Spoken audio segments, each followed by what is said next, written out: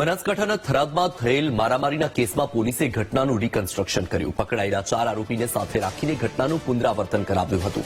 મહત્વનું છે કે 2 દિવસ અગાઉ થરાદની મેઇન બજારમાં સામાન્ય બોલાચાલીમાં મારામારી થઈ હતી, જેમાં પોલીસે 4 આરોપીની અટકાયત કરી છે.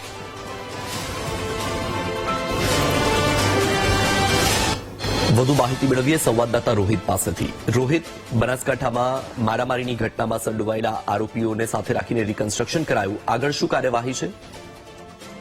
જે વસ્તુ ચોક્કસ વાત કરવામાં આવે તો આ જે મારામારીની ઘટના છે તે થરાદના મેન બજાર વિસ્તારની ઘટના છે. 2 દિવસ અગાઉ જ આ જે મારામારીની ઘટના છે તે સામાન્ય બોલાચાલીમાં ઉગ્ર સ્વરૂપ ધારણ કર્યું હતું અને 5 જેટલા શખ્સો હતા તેમને અન્ય શખ્સો પર હુમલો કર્યો હતો.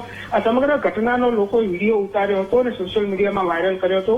જેથી થરાદ પોલીસે સોશિયલ મીડિયામાં જે વિડીયો વાયરલ થયો હતો તેને લઈ તપાસ શરૂ કરી હતી, જેમાં 5 વ્યક્તિની જે ફરિયાદ નોંધાઈ હતી તેમાંથી 4 લોકોની અટકાયત કરી રિકન્સ્ટ્રક્શન કરવામાં આવ્યું હતું અને આ સમગ્ર મામલે થરાદ પોલીસે વધુ તપાસ હાથ ધરી છે. જી વત્સલ. બિલકુલ, માહિતી બદલ આભાર રોહિત.